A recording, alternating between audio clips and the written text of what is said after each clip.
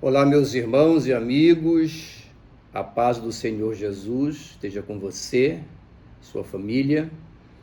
Mais uma vez estamos juntos aqui no canal para o comentário, o resumo da nossa lição do próximo domingo, a lição de número 3, a terceira lição aí desse trimestre. Estamos focados na história de Jó, esse grande patriarca bíblico que nos transmite profundas lições, ensinamentos que aprimoram e fortificam a nossa fé no Senhor e na sua palavra.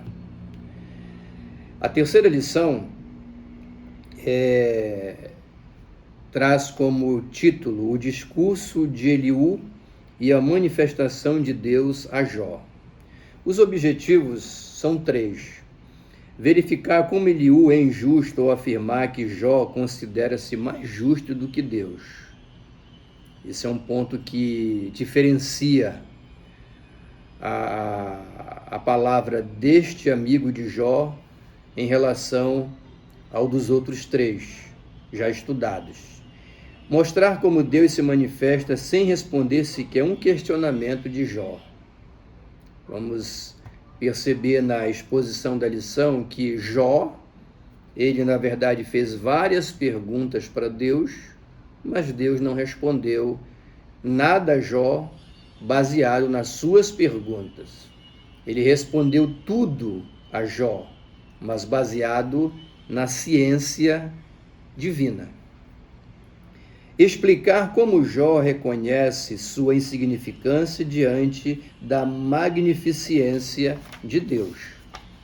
O final, do reconhecimento que ele faz daquilo que Deus é. O texto áureo está em Jó 38:3. Cinge, pois, os lombos como homem, pois eu te perguntarei e tu me farás saber. Esse texto áureo aqui, ele é maravilhoso porque ele é a ponte para as respostas divinas depois da manifestação de Satanás, da manifestação dos 3 amigos, Elifaz, Bildade e Zofar, da manifestação de Jó e da manifestação de Eliú, que fundamenta esta lição aqui. Depois de todas essas manifestações, esse texto áureo aqui, ele é a ponte que vai ligar tudo isso à manifestação que Deus vai fazer. Lição muito maravilhosa. Venha conosco e vamos nos alimentar da palavra do Senhor.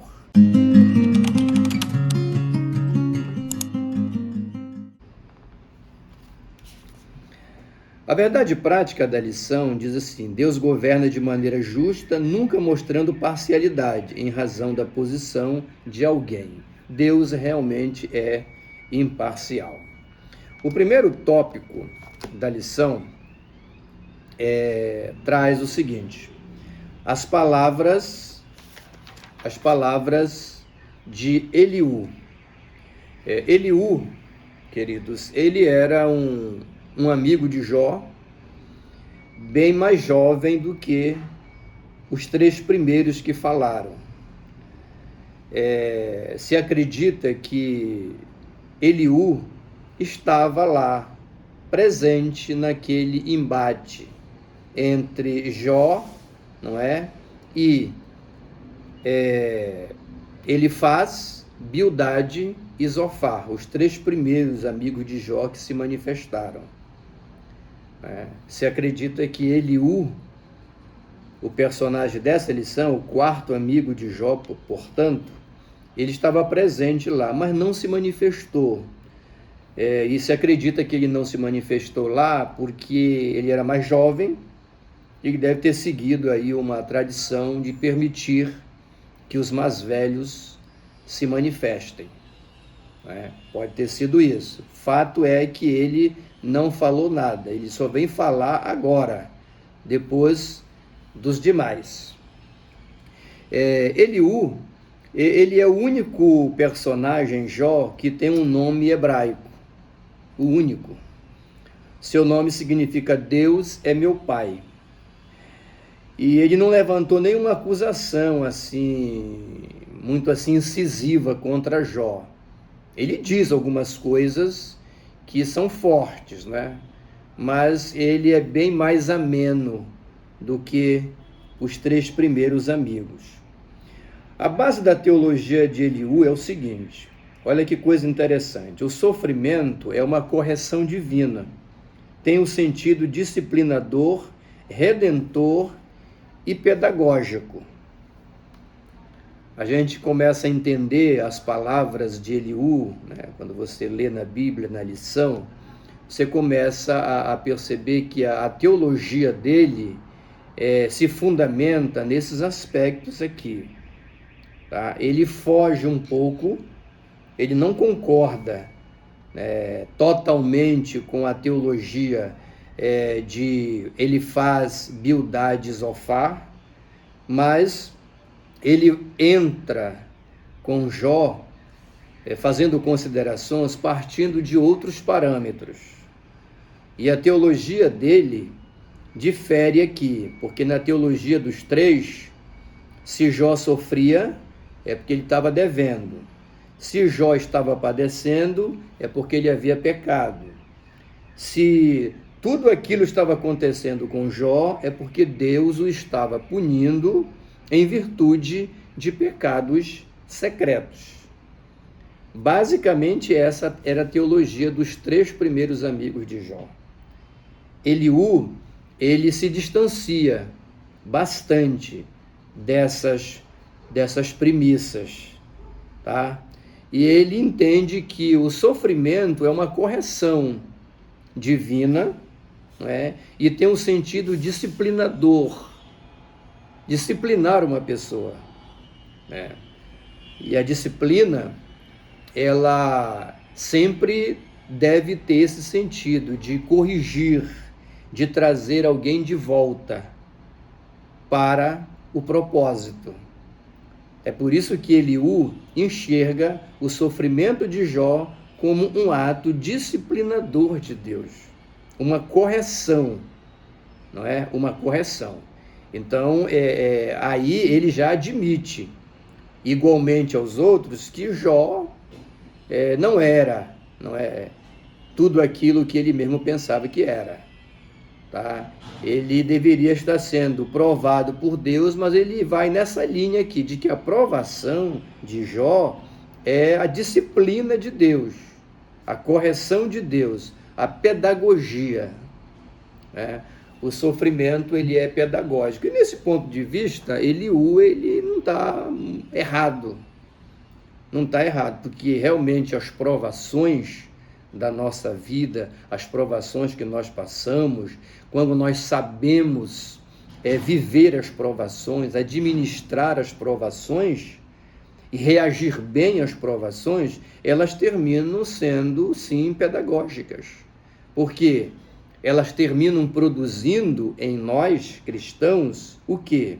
Musculatura espiritual, maturidade, equilíbrio, discernimento, crescimento espiritual na condição de uma ovelha que somos, de um peregrino que somos, de um filho de Deus que somos. Tá? Então, quando a gente sofre, passa por provações, elas podem trazer esses benefícios. A Bíblia diz que todas as coisas contribuem para o bem daqueles que amam a Deus. Então, o próprio mal, o próprio sofrimento, a própria calamidade, não é? A angústia, as provações da vida, nas suas mais variadas manifestações, podem sim tornar-se instrumentos que Deus pode se utilizar deles para nos fazer maturar, nos fazer crescer, nos tirar de um ciclo insuficiente para um ciclo mais maduro. Isso é uma realidade. E Eliú, ele entende um pouco disso. Ele, o fundamento da sua teologia aponta, inclusive, nessa direção. De que Jó está ali sofrendo, né? Ele está passando por uma correção, por uma disciplina. E eu volto a repetir, um parêntese aqui, né? Ele abre a ideia aqui de admitir que Jó está devendo alguma coisa também, como pensavam os seus 3 primeiros amigos, tá certo? Então, o primeiro discurso de Eliú acha que Jó se apresenta como alguém mais justo do que Deus, tá? Então, Jó pensava que Deus estava errado em prová-lo, por exemplo, né? Então, essa colocação dele, olha o que diz aqui, olha. Então se acendeu a ira de Eliú, filho de Baraquel, acendeu-se a sua ira contra Jó, porque este pretendia ser mais justo do que Deus, tá? Então essa é a primeira, vamos dizer assim, pressão que Eliú dá no seu amigo Jó. Ele não faz declarações acusatórias diretamente, mas ele chama Jó para essa reflexão. Ele ouviu tudo que os 3 primeiros amigos disseram e ouviu também as declarações de Jó. Então, Eliú, ele junta as declarações todas de Jó, né? Porque Jó, ele tentou se justificar, ele questionou, a fidelidade, a bondade, esses atributos de Deus aí, em virtude do que ele estava passando. Então Eliú, ele toma essas atitudes de Jó e forma um juízo de valor. Para ele diz a Jó, olha, você falou isso, se justificou, cobrou de Deus e tudo mais, e você passa a ideia de que você é um homem que está mais justo do que o próprio Deus. É claro que Eliú, ele exagerou aqui na dose, mas o propósito dele era dizer a Jó que ele não deveria, entendeu?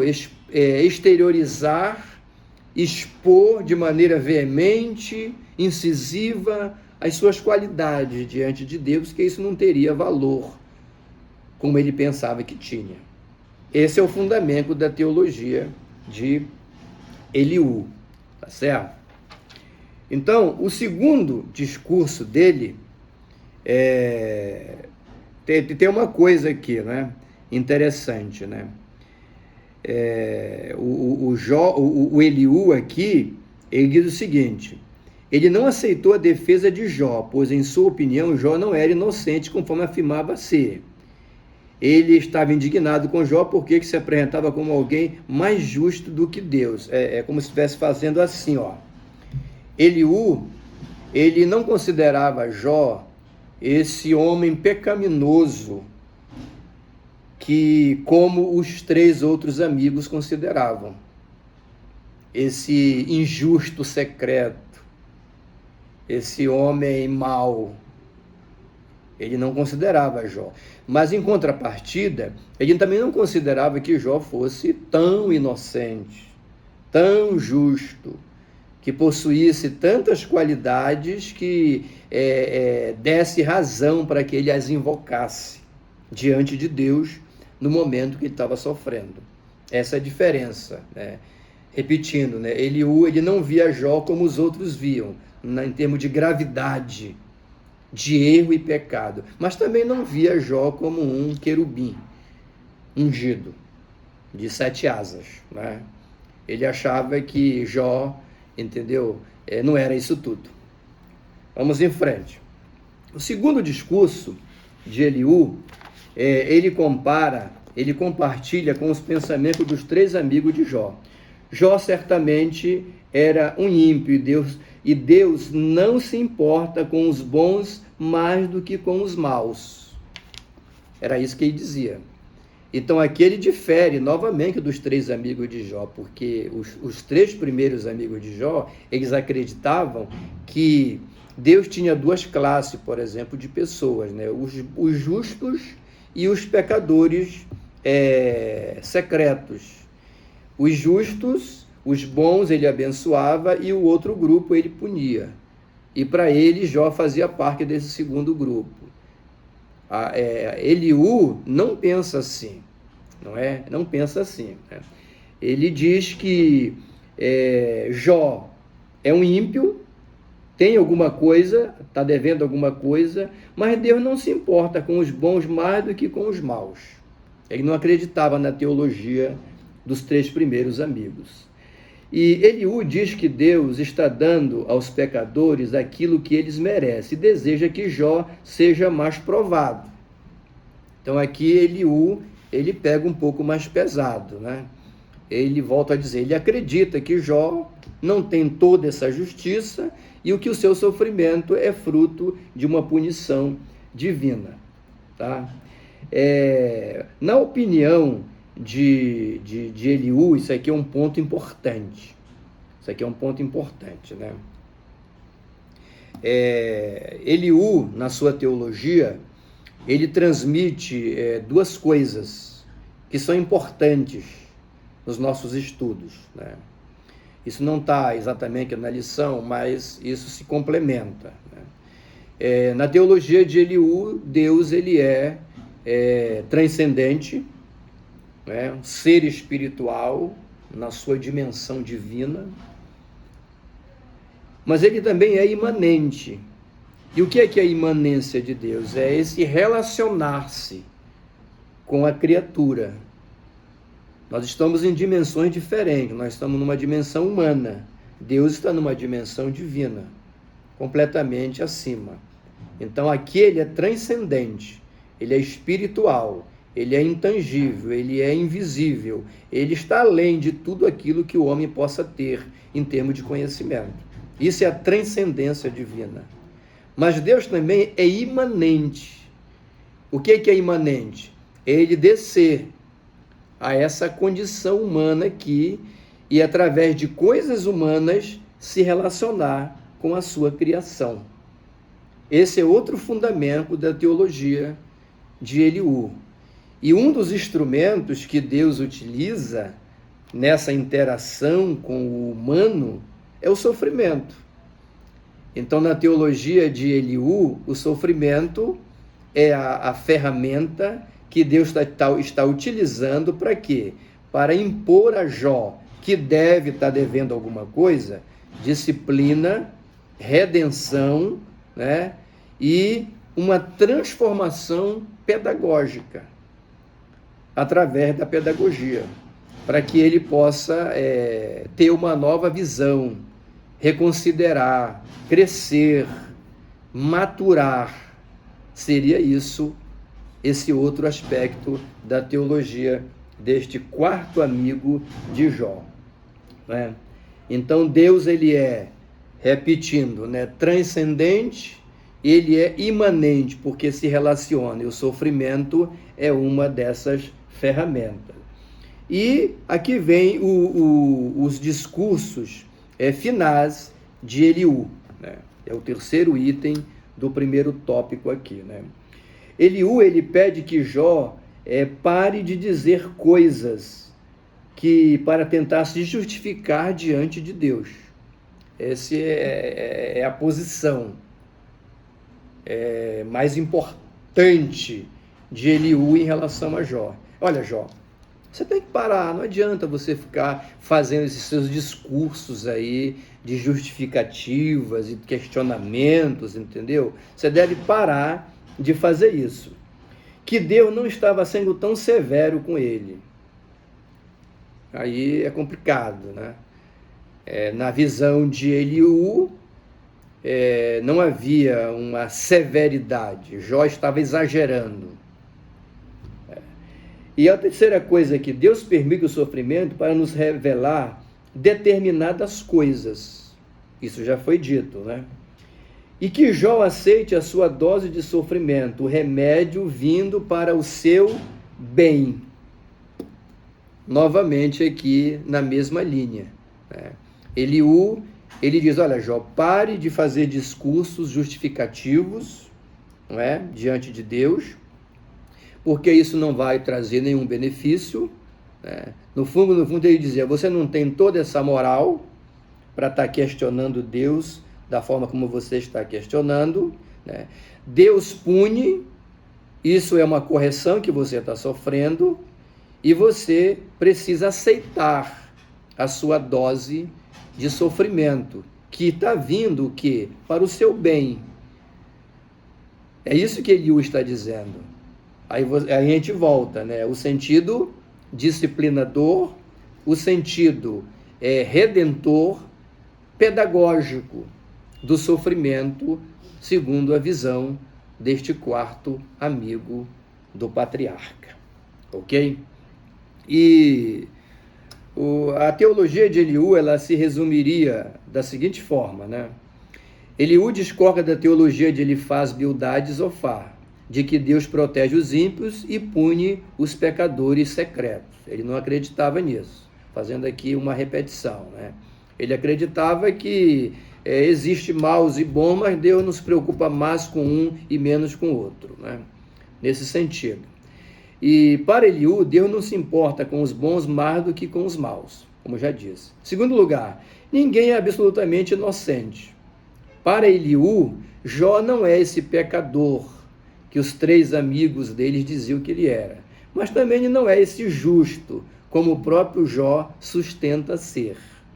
Deus está dando aos pecadores o que eles merecem, não ama, entendeu? E não o que Deus está sendo tão severo com Jó. É que somente está só dando o que os pecadores merecem, ou seja, Eliú estava dizendo que Jó merecia o que estava passando. Então ele não deveria considerar que isso fosse um exagero da parte de Deus. É nesse sentido. E em terceiro lugar, Deus é transcendente e imanente. Apesar de ser espiritual, Deus tem interesse ou se interessa pelo ser humano.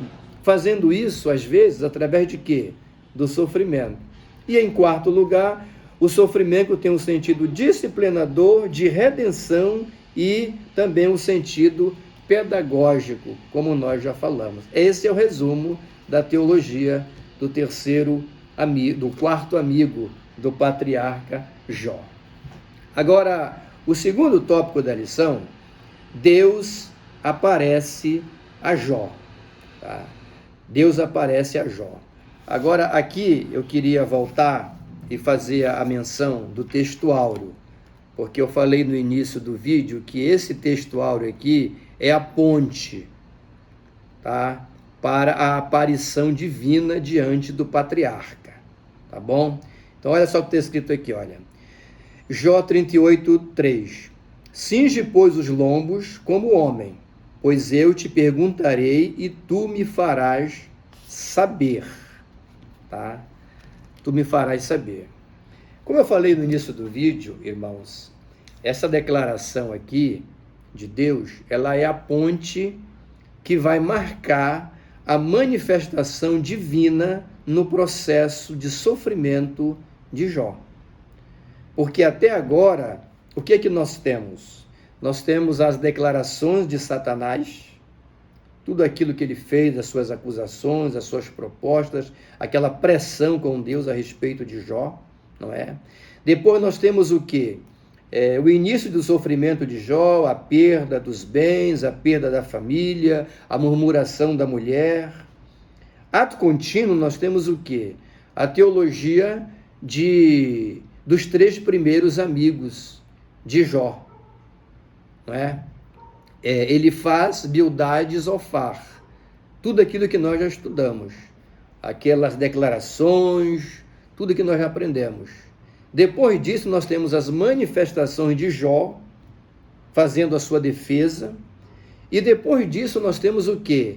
A intervenção de Eliú, que é o personagem objeto desta lição aqui, fundamentalmente, trazendo uma nova compreensão do que o patriarca estava passando, aquilo que nós já estudamos até aqui. Tá certo? Então, resumindo, Satanás, os amigos de Jó, a mulher de Jó, mais aqui o quarto amigo, Eliú, e no meio disso tudo, as manifestações de Jó, porque Jó ele se manifesta, ele faz uma série de perguntas para Deus. Diz os estudiosos que ele fizeram uma conta aqui, mais ou menos 16 perguntas que Jó fez para Deus. Você dá uma analisada nessas perguntas de Jó, que o livro é muito longo, né? Estamos falando aqui um resumo, e a própria revista já é um resumo, que é muita coisa, né? Mas Jó faz perguntas, inquirições, ele quer saber isso, quer saber aquilo, e agora chega o momento que entra, o processo de Jó entra numa fase, vamos dizer assim, quase que final. Em que sentido? Agora Satanás já falou, a mulher já falou, os amigos já falaram, 1, 2, 3, 4, e agora quem vai falar? É Deus. E para abrir essa manifestação divina, não é? Porque aqui houve uma manifestação divina. A Bíblia diz que Deus, ele, num redemoinho, não é? Ele apareceu ali, num redemoinho, e começa a falar com Jó. E nós já estudamos isso em lições anteriores, né? O que é esse redemoinho aí? É a manifestação do divino, do sagrado. Isso em teologia a gente chama de teofania. É o divino, o ser espiritual, descendo à condição humana. E na visão humana você percebe o divino. E aqui é um tipo de teofania por imagem, porque nós temos a teofania pessoal, já estudada. Aqueles 3 homens que apareceram a Abraão, o anjo que luta com Jacó no Vale de Jaboque, são exemplos de teofania por pessoa. Essa teofania aqui, esse redemoinho, é a teofania por imagem, por figura, idêntica àquela situação de Moisés no meio da sarça, que a voz falava no meio da sarça, a sarça ardia e não se consumia. É uma teofania por imagem. É a mesma que acontece aqui, o redemoinho. Deus aparece ali dessa forma e começa a dialogar com Jó. E a primeira palavra de Deus para Jó é exatamente essa aqui do texto áureo, né? Cinge, pois, os teus lombos como homem, pois te perguntarei e tu me farás saber. Essa expressão, cingir os lombos, ela significa o seguinte: a pessoa usava uma túnica, geralmente até os pés, e cingir os lombos significava, por exemplo, puxar o pano da túnica até ficar um pouquinho mais alto que o joelho. E aí se amarrava, né, com uma espécie de um cinturão ali, né? E para quê? Para permitir que o soldado, a pessoa, pudesse lutar, pudesse correr, pudesse fazer movimentos. Então essa expressão, cingir os lombos, ela tem o sentido de estar preparado. Ela é usada lá em Efésios, por Paulo, quando ele fala de guerra espiritual. A nossa luta não é contra a carne, nem contra o sangue, entendeu? Ele usa essa expressão lá, cingir os lombos. É nesse sentido. Então, quando Deus diz assim, olha, Jó, cinge os teus lombos, ele diz assim, olha, te prepara, porque nós agora vamos para um duelo. Esse é o sentido. Vai haver aqui uma batalha, um duelo entre Deus e o patriarca.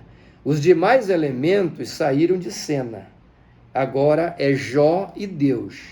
Tudo que a mulher disse, tudo que Satanás disse, tudo que ele faz, Bildade, Zofar, falaram, tudo isso aí, e além de Eliú, isso está totalmente fora agora de consideração. O que vai valer agora é essa declaração entre Jó, esse diálogo entre Jó e Deus, ok? Então vamos lá. Deus aparece a Jó e faz perguntas. E aí vem, entendeu? Uma série de coisas aqui que a gente vai tratar assim de maneira bem resumida, né? Deus aparece a Jó, faz perguntas e o que acontece aqui? Vamos fazer um apanhado aqui geral de tudo isso que acontece no item, no tópico 2 e no tópico 3 da lição. O tópico 2 Deus aparece a Jó, faz perguntas, e aqui Deus continua a falar e vai até o final. Irmãos, quando você for ministrar essa lição aqui, né, quando termina as considerações de Eliú e entra essa questão aqui da aparição de Deus a Jó, você tem que ministrar isso da seguinte forma, para ser bem simples, porque isso aqui é muita coisa. Se você fosse prender em cada detalhe disso aqui, você vai tomar muito tempo. E o tempo que talvez você disponha não seja o suficiente na escola dominical.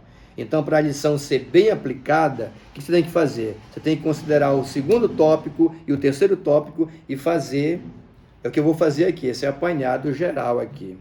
Qual é o fundamento desse diálogo entre Deus e Jó? Jó, como eu disse, já havia feito 16 perguntas a Deus. E Deus faz agora 70, mais ou menos, perguntas a Jó. Olha, é muita coisa. 70 perguntas para Jó sobre os mais variados assuntos.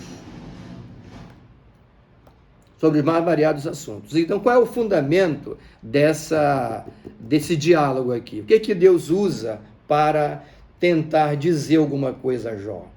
Ele usa a natureza. Ele usa a arma maior que ele tem, que é a criação. A criação. Quando Deus quer questionar Jó e dizer a ele, olha, eu vou fazer uma demonstração que você não sabe de nada, que as suas considerações, as suas declarações, isso tudo aí é prova da sua imaturidade. Você não conhece nada. E Deus usa o quê? A sua maior arma, a arma mais forte que ele tem para levar o homem a refletir, que é o quê? A criação. O próprio salmista já dizia, os céus proclamam a glória de Deus e o firmamento anuncia as obras de suas mãos. Então ele usa a natureza, ele começa a dizer, onde que você estava quando eu lancei os fundamentos da terra? Aí Deus começa a falar uma série de coisas. Aí depois ele usa o falcão, depois ele usa a águia, entendeu? Depois ele usa o avestruz, ele fala da questão dos fundamentos da terra, dessa parte da natureza. Depois ele entra na questão da zoologia e começa a questionar uma série de coisas para Jó. E fica claro que Jó não tem conhecimento nenhum daquilo, nem do avestruz, nem da águia, nem do falcão, entendeu? E ele entende praticamente nada disso tudo. E Deus fala, olha, isso, assim, assim, assim, tudo isso que acontece no mundo desses animais aí, entendeu? É uma demonstração que você não sabe de nada, e agora você não conhece nada sobre os animais que te rodeiam, e você se acha no direito e com autoridade de questionar os propósitos de Deus. Esse é o resumo disso tudo aqui, entendeu? Ele fala, inclusive, do avestruz, né? O avestruz é uma ave violenta, estúpida, e deixa os ovos no meio da areia, coloca ovo tudo junto, várias fêmeas de avestruz no mesmo ninho, entendeu? Deus começa a falar um bocado de coisa sobre isso aí. E uma ave que tem asa e não voa, mas o avestruz corre mais do que um cavalo. Então, contradições, né? Contradições. E Jó não tem explicações para nada disso aí. Então, Deus usa tudo isso para demonstrar que o conhecimento de Jó é muito frágil e que ele não tem moral para questionar Deus. Este é o resumo da lição de agora, não é? E a finalização, aplicação pessoal. Nenhum ato de Deus é sem um propósito. A nós o que cabe é reconhecer a sua soberania. De alguma forma, é uma fundamentação da teologia de Eliú, não é? O sofrimento, as provas, tem um sentido pedagógico, tem um sentido de disciplinador. E nós não temos que rejeitar o sofrimento e nem criticar Deus, mas nós temos que vencer as tentações, as lutas e entender que Deus é soberano, como Jó no final entendeu. Eu sei que o meu Redentor vive, no final de tudo ele se levantará sobre a face da terra. Deus mudou a sorte de Jó e ele voltou a ter em dobro tudo que tinha. E Deus o abençoou e ele compreendeu que Deus está acima de tudo, inclusive do nosso entendimento sobre ele. Deus te abençoe onde você estiver. Oremos ao Senhor. Querido Deus, em nome do Senhor Jesus, nós te agradecemos por tuas bênçãos nas nossas vidas, pela palavra. Abençoa a escola domingo que vem, que seja uma bênção e que nós sejamos ricamente abençoados pela tua palavra, no nome de Jesus. Amém. Se este vídeo foi importante para você, compartilhe com outras pessoas e faça chegar em outros que poderão ser ricamente abençoados e também abençoar a vida de outras pessoas. Peço desculpa por algum barulho estranho que você possa ter ouvido durante a gravação. Eu comecei a gravar e num determinado momento aqui tem alguém aí perto fazendo algum tipo de barulho, mas vamos em frente. Deus abençoe. Um carinhoso abraço do reverendo Ed S.